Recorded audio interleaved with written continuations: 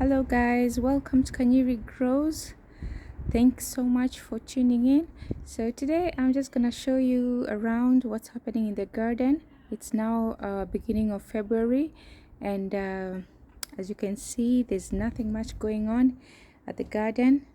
I've just covered up that soil so it can start warming up in preparation for the next planting. We're gonna be starting indoor planting.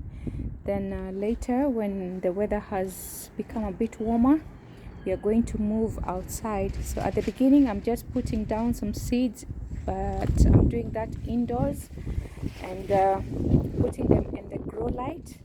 So this is how everything is looking at the moment. Nothing is really happening, and the soil is still wet and pretty cold outside.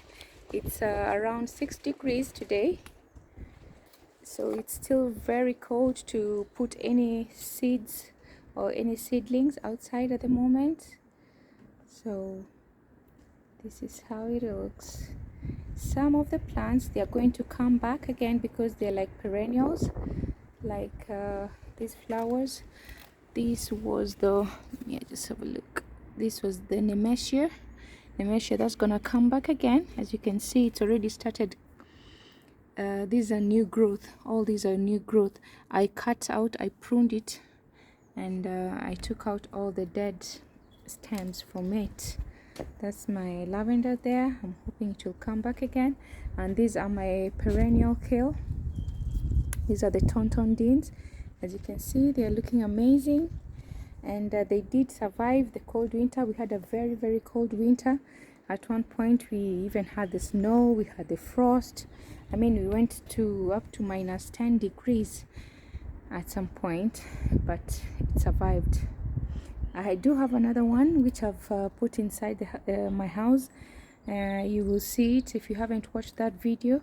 I've put out a video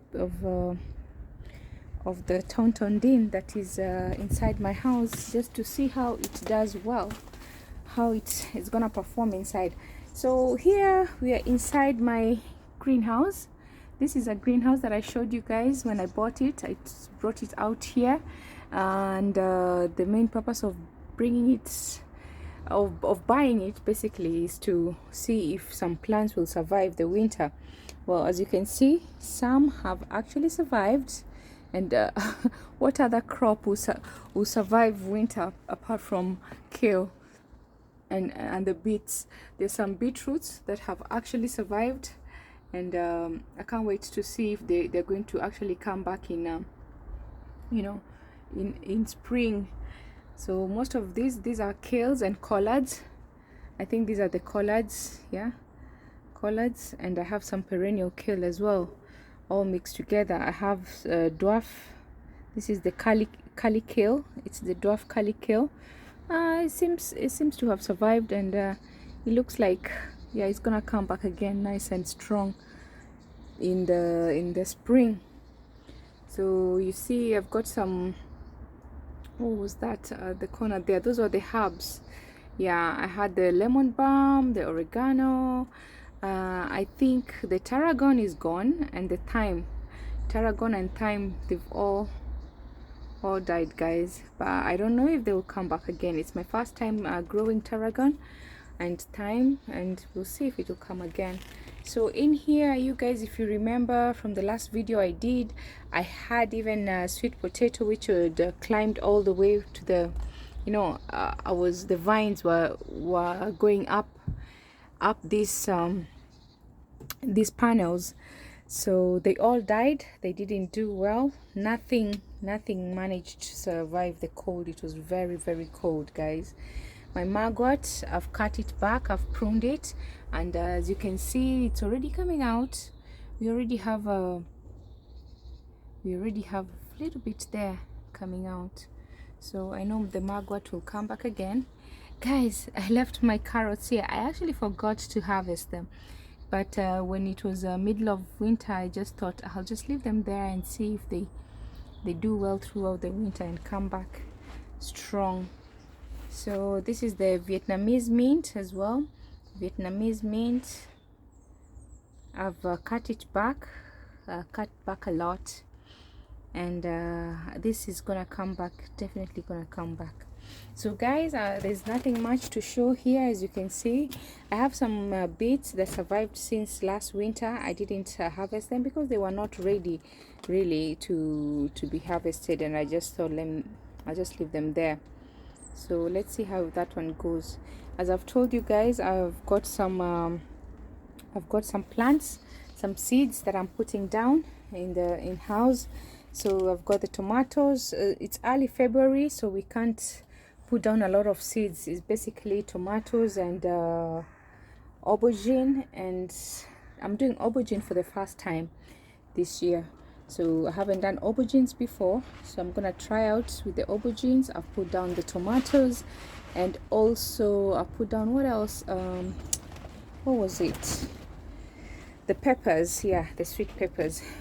So guys, I just wanted to see what's happening, so you know whether this thing was was useful in winter. Well, if you get really cold winters, I'm telling you, maybe the kale will survive, but everything else died, guys. Everything else died.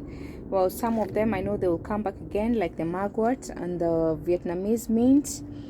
The beetroot, I'm optimistic. The kale, I know that one, and the collards, they will definitely come back again. There was one spinach, actually. There's that little one spinach over there that is a chard, yeah, is a chard, yeah, it survived. There was another one right here, so survived miraculously. Those ones survived. So as you can see, brassicas seems to be winning, and they can withstand even very, very critical conditions.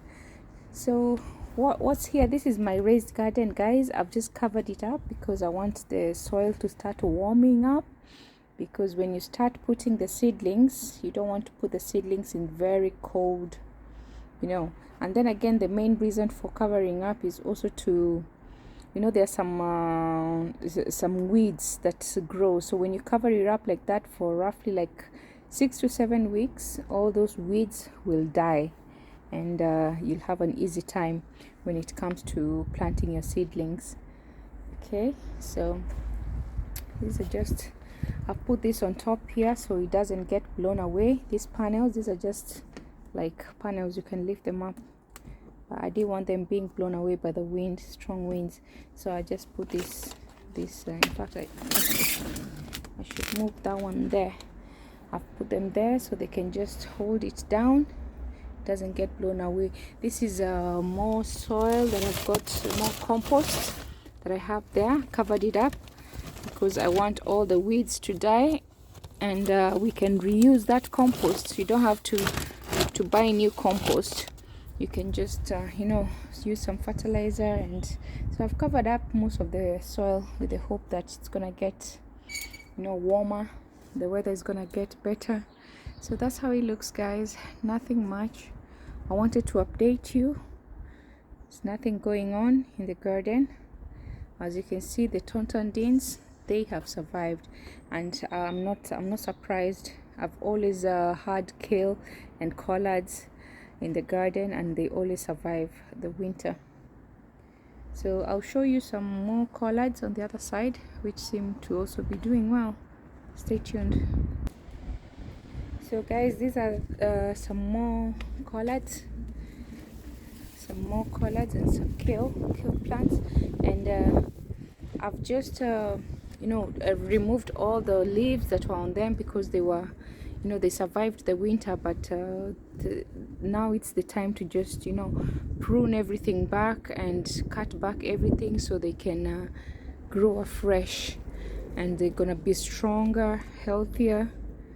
So this is how it looks on this other side of the garden. These are some beetroots as well. I left them here, and yeah, they did well throughout the winter, and I just want to see what's going to happen with them. I'm not quite sure whether they are going to be any beets, like the beets itself, but the leaves are edible. So if they grow back beautiful healthy leaves, yeah, well, we'll we'll cook them, and it's a bonus. So guys, that's it for today. This is all I wanted to show you. That's what's happening. So I'll keep you updated. I'll let you know what's happening, and see, and until the next video, bye bye.